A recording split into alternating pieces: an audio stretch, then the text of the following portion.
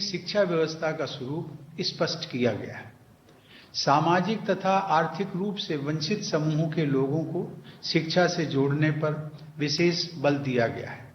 वर्ष 2025 तक प्राथमिक विद्यालय स्तर पर सभी बच्चों को मूलभूत साक्षरता और संख्या ज्ञान प्राप्त कराना इस शिक्षा प्रणाली की सर्वोच्च प्राथमिकता तय की गई है। इसके आधार पर ही आगे की शिक्षा का ढांचा खड़ा हो सकेगा। शिक्षा व्यवस्था में किए जा रहे बुनियादी बदलावों में शिक्षकों की केंद्रीय भूमिका रहेगी। इस शिक्षा नीति में यह स्पष्ट किया गया है कि शिक्षण के पेशे में सबसे होनहार लोगों का चयन होना चाहिए तथा उनकी आजीविका, मान मर्यादा और स्वायत्तता को सुनिश्चित किया जाना चाहिए। स्कूली शिक्षा को मजबूत आधार देने के लिए अगले वर्ष यानी 2021 तक इस शिक्षा नीति पर आधारित टीचर्स एजुकेशन का एक नवीन और व्यापक पाठ्यक्रम तैयार करने का लक्ष्य है। टीचर्स एजुकेशन उच्च शिक्षा का अंग है, अतः राज्य स्तर पर आप सबको टीचर्स एजुकेशन से जुड़े अत्यंत महत्वपूर्ण लक्ष्यों को प्राप्त करना है। इस संदर्भ में शैक्षिक रूप से सुदृढ़, मल्टी डिसिप्लिनरी और इंटीग्रेटेड टीचर्स एजुकेशन कार्यक्रम शुरू करने का प्रावधान है। वर्ष 2030 तक इस क्षेत्र में केवल उच्च स्तरीय संस्थान ही सक्रिय रह जाएंगे। विश्व परिदृश्य को देखते हुए व्यावसायिक शिक्षा यानी वोकेशनल एजुकेशन के विषय में एक नए महत्वाकांक्षी दृष्टिकोण को अपनाया गया है। 12वीं पंचवर्षीय योजना के आकलन के अनुसार भारत में वर्कफोर्स के 5% से भी कम लोगों ने औपचारिक व्यावसायिक शिक्षा प्राप्त की थी। यह संख्या संयुक्त राज्य अमेरिका में 52%, जर्मनी में 75% और दक्षिण कोरिया में 96% थी। भारत में व्यावसायिक शिक्षा के प्रसार में तेजी लाने की आवश्यकता को देखते हुए यह तय किया गया है कि स्कूल तथा हायर एजुकेशन सिस्टम में वर्ष 2025 तक कम से कम 50% विद्यार्थियों को व्यावसायिक शिक्षा प्रदान की जाए। इससे हमारे डेमोग्राफिक डिविडेंड का सही लाभ मिल सकेगा। भारतीय परंपरा में विकसित लोक विद्या को उच्च शिक्षण संस्थानों द्वारा व्यावसायिक शिक्षा से जोड़ा जाएगा। इस नीति में यह स्पष्ट किया गया है कि व्यावसायिक शिक्षा को मुख्य धारा की शिक्षा का ही अंग समझा जाएगा और ऐसी शिक्षा को बराबर का सम्मान दिया जाएगा। इससे बच्चों और युवाओं में कौशल वृद्धि के साथ साथ श्रम की गरिमा के प्रति सम्मान का भाव भी पैदा होगा। नई शिक्षा नीति में ऐसी उच्चतर शिक्षा की अवधारणा की गई है जो परंपरा से पोषण प्राप्त करती हो और अपने दृष्टिकोण में आधुनिक व भविष्योन्मुख भी हो। शिक्षण पद्धति और बाल मनोविज्ञान की दृष्टि से सभी स्वीकार करते हैं कि आरंभिक शिक्षा का माध्यम मातृभाषा होनी चाहिए। इस सोच के अनुरूप नई शिक्षा नीति में त्रिभाषा सूत्र की संस्तुति की गई है। इस शिक्षा नीति में भारतीय भाषाओं, कला और संस्कृति को प्राथमिकता दी गई है। इससे विद्यार्थियों में सृजनात्मक क्षमता विकसित होगी तथा भारतीय भाषाओं की ताकत और बढ़ेगी। विविध भाषाओं वाले हमारे देश की एकता को अक्षुण्ण बनाए रखने में इससे मदद मिलेगी। राष्ट्रीय शिक्षा नीति में भारतीय भाषाओं, कलाओं और संस्कृति के संवर्धन को विशेष महत्व दिया गया है, क्योंकि वे भारत की पहचान के साथ साथ हमारी अर्थव्यवस्था के लिए भी महत्वपूर्ण है। भारत की सांस्कृतिक समृद्धि और विविधता से विद्यार्थियों का परिचय कराने के लिए देश में 100 पर्यटन स्थलों को चिन्हित किया जाएगा। शिक्षण संस्थानों द्वारा उन स्थानों पर शैक्षिक भ्रमण पर ले जाया जाएगा ताकि वे हमारे देश की बहुआयामी सभ्यता, संस्कृति, ज्ञान विज्ञान और साहित्य को समझ सकें। आप सब अपने अपने राज्यों में ऐसे स्थलों के विषय में अच्छी पाठ्य सामग्री विकसित करवा सकते हैं।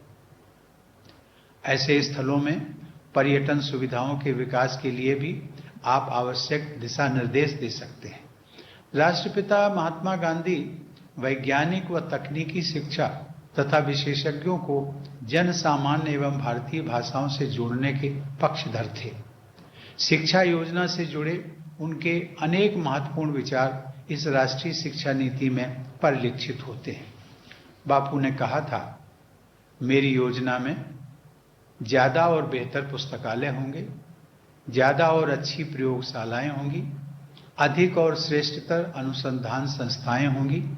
उसके अंतर्गत रसायन शास्त्रियों, इंजीनियरों और अन्य विशेषज्ञों की एक पूरी सेना तैयार की जाएगी। ये लोग देश के सच्चे सेवक होंगे और उस राष्ट्र की विविध और बढ़ती हुई जरूरतें पूरी करेंगे, जिसे अपने अधिकारों तथा आवश्यकताओं का उत्तरोत्तर अधिकाधिक भान होता जा रहा है। और ये सभी विशेषज्ञ विदेशी नहीं बल्कि आम जनता की भाषा बोलेंगे। जो ज्ञान से प्राप्त करेंगे वो आम लोगों की पहुंच के अंदर होगा। वो उसके साझेदार होंगे। आंख मूंद कर नकल करने के बजाय सच्चे मौलिक काम किए जाने लगेंगे। ये बापू ने कहा था। मित्रों, तो राष्ट्रीय शिक्षा नीति पर चर्चा हो रही थी, मंथन किया जा रहा है किस तरीके से इस शिक्षा नीति को और बेहतर किया जाए, इसी पर बातचीत हो रही थी। चलिए अब बुलेटिन में आगे बढ़ेंगे और खबर आपको लखीमपुर खीरी से बता दें। पूर्व विधायक की मौत का मामला ये है और पोस्टमार्टम रिपोर्ट में मौत का कारण हार्ट अटैक बताया गया है। शरीर पर किसी भी प्रकार के चोट के निशान नहीं। 3 डॉक्टर्स के पैनल ने पोस्टमार्टम किया। तो इस वक्त की बड़ी जानकारी लखीमपुर खीरी से। पूर्व विधायक की मौत का मामला, पोस्टमार्टम रिपोर्ट सामने आ चुकी है। पोस्टमार्टम रिपोर्ट में मौत की वजह हार्ट अटैक है और शरीर पर किसी भी तरीके के चोट के निशान नहीं है, यानी कि हार्ट अटैक से पूर्व विधायक की मौत हुई है।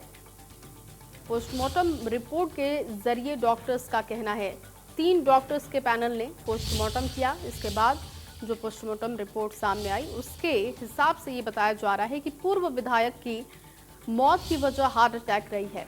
शरीर पर किसी भी तरीके के चोट के निशान नहीं हैं।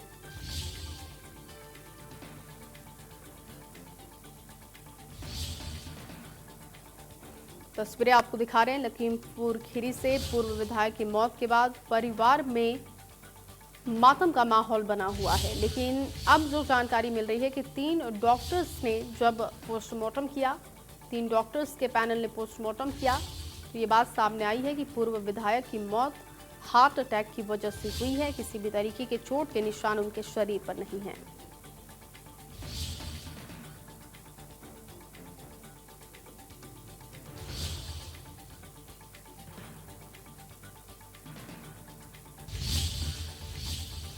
तो लगातार बड़ी जानकारी आपको बता रहे हैं लखीमपुर खीरी से।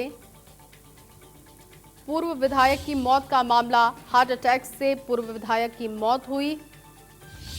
पोस्टमार्टम रिपोर्ट में ये बात सामने आई है। पोस्टमार्टम रिपोर्ट में मौत का कारण हार्ट अटैक बताया गया है। शरीर पर किसी भी प्रकार के चोट के निशान नहीं है। खुर्रम निजामी इस वक्त हमारे साथ जुड़ चुके हैं। खुर्रम, पोस्टमार्टम रिपोर्ट सामने आ चुकी है जिसके जरिए शरीर पर कोई चोट के निशान नहीं और मौत के पीछे हार्ट अटैक वजह बताई जा रही है। जी बिल्कुल, देखिए जिस पोस्टमार्टम रिपोर्ट का इंतजार था वो अब आ गई है और जैसे कि पुलिस ने का कथन था कल की जो मतलब के विधायक थे वो वहाँ जरूर थे जहाँ पर उनकी कहां सुनी, उसके बाद उनका हार्ट अटैक हो गया, उनकी मौत हो गई।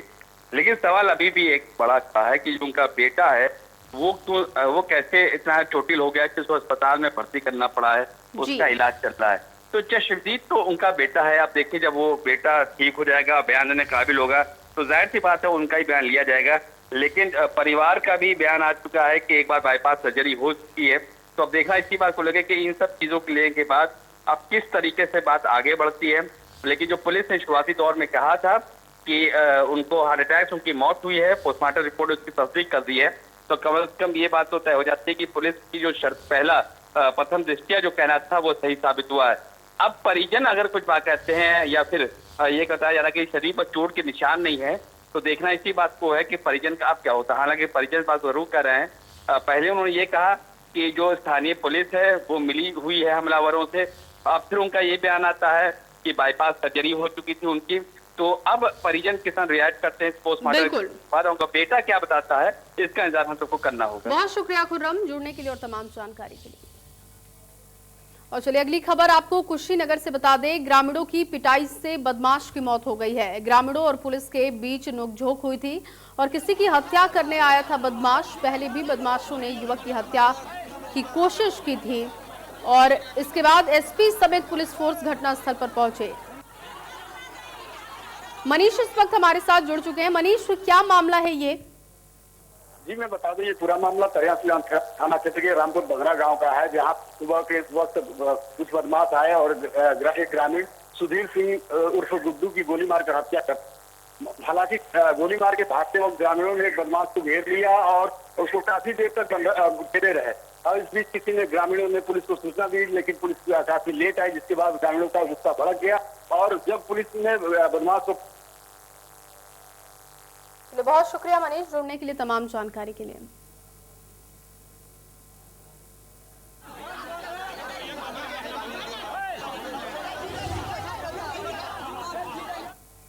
और रुकते एक छोटे से ब्रेक के लिए, जल्द हाजिर होते हैं।